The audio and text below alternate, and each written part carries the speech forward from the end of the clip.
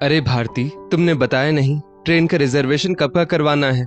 शादी ब्याह का सीजन है, समय से रिजर्वेशन नहीं करवाया तो टिकट मिलने में मुश्किल होगी और फिर टैक्सी करके बाय रोड निकलना होगा। पर तुम्हें कार से सफर करने में मुश्किल होती है, इस वजह से मैं ट्रेन का रिजर्वेशन करवाने के लिए कह रहा था। संजय ने अपनी पत्नी भारती से कहा। कहाँ का रिजर्वेशन? भारती ने पूछा।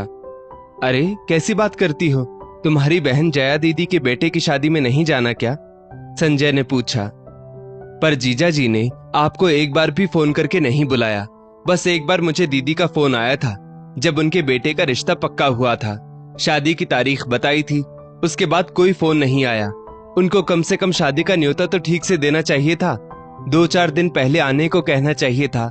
जहां सम्मान नहीं मिले वहां नहीं जाना चाहिए, चाहे वो मायका ही क्यों ना हो, भारती ने कहा। पर वो तुम्हारी बड़ी बहन है, तुम्हारा मायके में उनके सिवाय है ही कौन? माँ पापा तो रहे नहीं, भाई है नहीं, निभाना तो पड़ेगा ही ना, संजय ने भारती को समझाते हुए कहा। जिस जगह हमारा सम्मान ना हो, कोई आदर ना करे, वैसी जगह नहीं जाना चाहिए। मुझे भविष्य की चिंता नहीं है, पर मैं आज सम्मान से जीना चाहती हूँ। जहां हमारे आने या ना आने से किसी को फर्क ना पड़ता हो, वहां जाने का क्या फायदा, भारती ने कहा। पर लोग क्या कहेंगे? जया दीदी को कितना सुनने को मिलेगा कि उनके मायके से रिश्ते के नाम पर एक ही बहन है, वो भी नहीं आई, संजय ने कहा। यही सोचकर तो हम पिछले साल दीदी की बेटी की शादी में बड़े उत्साह से गए थे। बस एक फोन आया नहीं कि सारी बचत लगाकर गए थे हम शादी में। हमने खुद के और बच्चों के लिए नए कपड़े बनवाए, मैचिंग ज्वेलरी ली, फुटवेयर खरीदे, बेटी को देने सोने का पेडल सेट लिया, दीदी जीजा जी के लिए कपड़े खरीदे। हमने अपनी हैसियत अनुसार सब कुछ बढ़िया खरीदा, पर इसका क्या परिणाम निकला?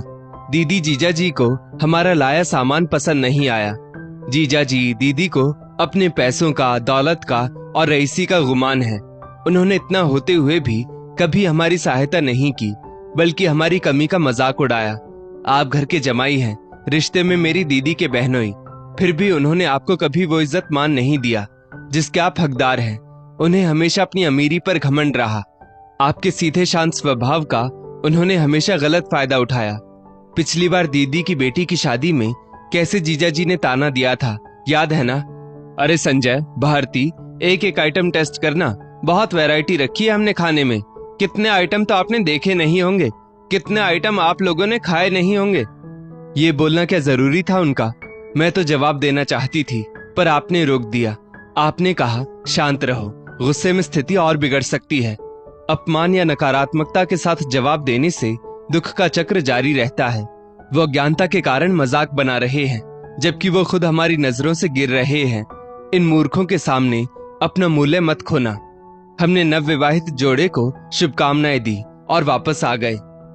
दरअसल भारती और संजय मध्य वर्गीय परिवार से थे। उनकी शादी को 17 साल हो चुके थे। भारती और उसकी बहन जया दीदी के मायके में एक दूसरे के अलावा कोई नहीं था। माँ पापा उनके बचपन में ही गुजर चुके थे। चाचा चाची ने पाल पोस कर बड़ा किया था। दोनों सुंदर और संस्कारी थी, इसलिए उनका रिश्ता अच्छे संपन्न परिवार में हो गया। दोनों बहनों की शादी कर देने के बाद चाचा चाची के सिर से बहुत बड़ा बोझ हट गया था। रिश्तों में सिर्फ औपचारिकता रह गई थी। दोनों बहनों के पास मायके का हक नहीं रहा। भारती और संजय की शादी के वक्त संजय का अपना अच्छा फैमिली बिजनेस था, किसी बात की कोई कमी नहीं थी। पर बिजनेस में गलत निर्णय लेने के कारण उनको बिजनेस में बहुत बड़ा लॉस हुआ। उनके ऊपर बैंक का लोन और लोगों से लिया कर्जा हो गया। संजय के पिता ये सदमा बर्दाश्त नहीं कर पाए, उन्हें दिल का दौरा पड़ गया, साथ साथ पैरालिसिस अटैक भी आ गया। हालात बद से बदतर हो गए। संजय ने परिवार चलाने के लिए अपने दोस्त की दुकान में नौकरी कर ली। संजय अपने परिवार के साथ बीमार पिता को लेकर किराए के घर में आ गया। संजय किसी भी कीमत पर अपने पिता को खोना नहीं चाहता था, क्योंकि बचपन में ही उसने अपनी माँ को खो दिया था। संजय की माँ दूसरे बच्चे को जन्म देते समय चल बसी थी। ना बच्चे को बचाया जा सका, ना माँ को। पिता ने ही संजय की अकेले परवरिश की और माँ बाप दोनों का फर्ज निभाया। संजय के पिता की ऐसी शारीरिक स्थिति 2-3 साल रही। संजय ने अपना सब कुछ लगा दिया। भारती ने अपने गहने भी बेच दिए, पर वो अपने पिता को बचा ना सका। संजय और भारती को एक बेटा और एक बेटी थी। समय अपनी रफ्तार से चल रहा था। भारती की बहन जया ने कभी उनकी मदद नहीं की, बल्कि वो लोग हर बार उन्हें नीचा दिखाते, उनके सम्मान को ठेस पहुंचाते। संजय ने लोन लेकर अपना 2 कमरों का फ्लैट ले लिया। गृह प्रवेश की पूजा में भारती ने मायके से अपनी बहन के परिवार को बुलाया। जीजा जी तो काम का बहाना कर नहीं आए। जया दीदी आई, पर अपनी अमीरी के नशे में ही चूर रही। अरे, कम से कम 3 कमरों का तो फ्लैट लेना चाहिए था।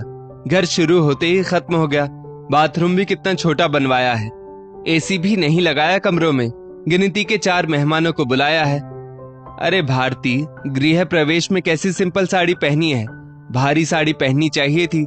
ये क्या नकली गहने पहने? अभी तक तुमने अपने लिए असली सोने के जेवर नहीं बनवाए। मेरे पति और बच्चे तो यहाँ एडजस्ट ही नहीं कर पाएंगे। भारती कहना चाहती थी, दीदी तुम्हारे पास ज्यादा पैसे आ गए हैं तो तुम घमंडी हो गई हो, पर हर बार संजय उसे कहने से रोक देते। भारती के दोनों बच्चों के जन्म के समय भी उसकी बहन जया ने उसकी कोई मदद नहीं की, जबकि उनकी मां इस दुनिया में नहीं थी। और महिलाओं की तरह भारती भी बच्चों के साथ छुट्टियों में मायके जाना चाहती थी, पर जया के घर उसे घुटन महसूस होती थी। बच्चे भी असहज महसूस करते थे, क्योंकि जया और उसके पति उन्हें कंफर्टेबल फील नहीं करवाते थे। पर इस बार भारती अपनी दीदी के बेटे की शादी में नहीं जाना चाहती थी, क्योंकि वहां से निमंत्रण सही तरीके से नहीं आया था। वो अपमान की आशंका से डरी हुई थी।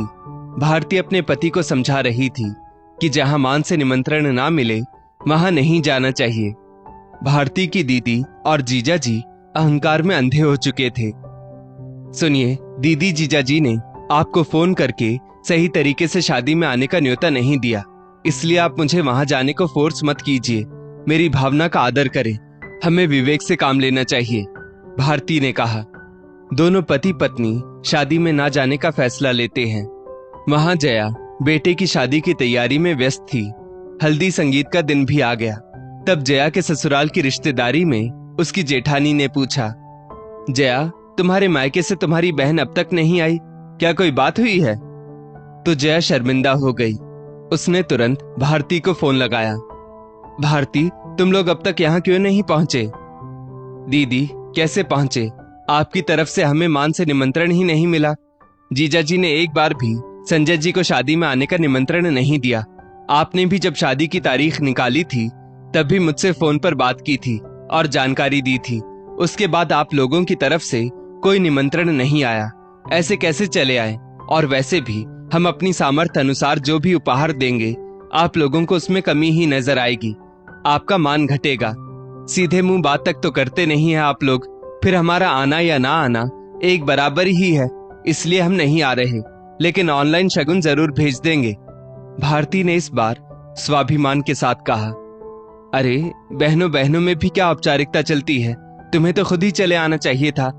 ठीक है, तुम्हें बुरा लगा हो तो तुम्हारे जीजा जी संजय जी से अभी फोन पर बात कर लेंगे और शादी में आने का निमंत्रण दे देंगे। ठीक है, तुम लोग तुरंत निकलना। तुम लोगों को यहाँ पहुंचने में 4-5 घंटे लग ही जाएंगे। तब तक हल्दी का फंक्शन तो हो चुका होगा। संगीत तक समय से पहुंच जाना। ऐसा बोलकर जया ने फोन रख दिया। इसके तुरंत बाद जीजा जी का फोन संजय को आता है। शादी में आने का सम्मान से निमंत्रण दिया जाता है। दोनों पति पत्नी बच्चों समेत फटाफट शादी में जाने की तैयारी करते हैं। संगीत के कार्यक्रम तक यथास्थान पहुंच जाते हैं। उनको देखकर जया की जान में जान आई। समाज के सामने उसकी नाक कटने से बच गई। अब वो समझ चुकी थी कि पैसों से ज्यादा सच्चे रिश्तों का महत्व है। दोस्तों, लोगों ने पैसों को ही सब कुछ मान लिया है। यहाँ तक कि उन्होंने अपने माता पिता, भाई बहन, अपने दोस्तों सबको उनके हाल पर छोड़ दिया है और निकल पड़े हैं पैसा कमाने की दौड़ में। कभी आपने सोचा, जब यही लोग आपके जीवन में नहीं रहेंगे तो आप पैसा कमाकर क्या करोगे? क्या आप पैसा कमाकर खुश रह सकते हो? क्या आपको कभी किसी की जरूरत नहीं पड़ेगी? क्या आपके परिवार, आपके दोस्तों की कमी को ये पैसा पूरा कर पाएगा? यदि सोचा है तो अच्छी बात है, और नहीं सोचा हो तो इस बारे में सोच विचार कर लीजिए। इस स्टोरी को लेकर आपकी क्या राय है नीचे कमेंट करके जरूर बताइएगा। और ऐसी ही और भी बेहतरीन वीडियोस के लिए हमारा पेज जरूर फॉलो करें। धन्यवाद।